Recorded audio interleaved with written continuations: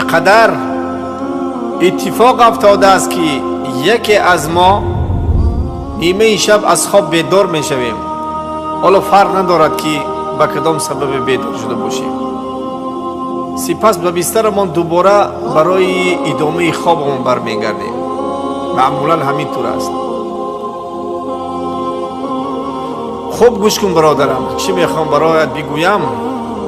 در همان لحظه های کوتاه که بیدار شدیم، این یک فرصتی طلایی است از جانب الله ذوالجلال و بسیار مهم و با ارزش است که رسول اکرم صلی الله علیه و سلم از آن به ما خبر داده است و ما را راهنمایی کرده است که چگونه از آن بهره ببریم.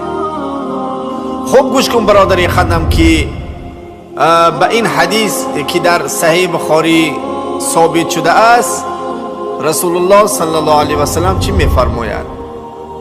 کسی که نیمه شب بیدار می شود سپس این دعا را بخواند: لا اله الا الله وحده لا شریک له، له الملك و له الحمد و هو على كل شيء قدیر، سبحان الله، الحمد لله، ولا اله الا الله، والله اکبر، ولا حول ولا قوة الا بالله. بعد از آن گفت اللهم اغفر لی، یعنی یا الله ذوالجلال گناههای مرا معاف بکن، ببخش.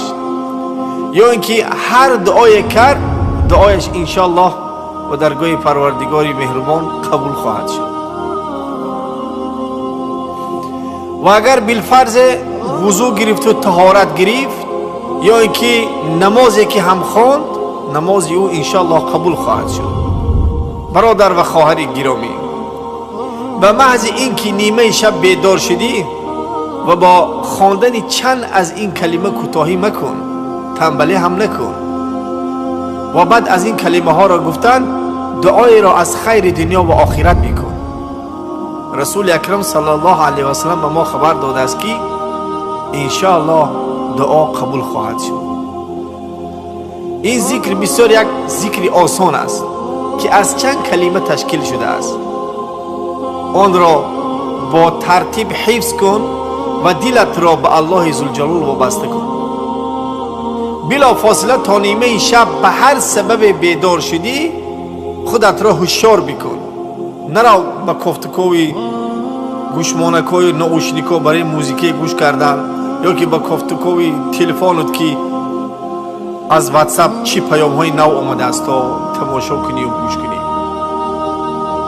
بگذار اولین چیزی که در قلب و زبان جاری می شود این ذکر و یاد الله ذوالجلال باشد.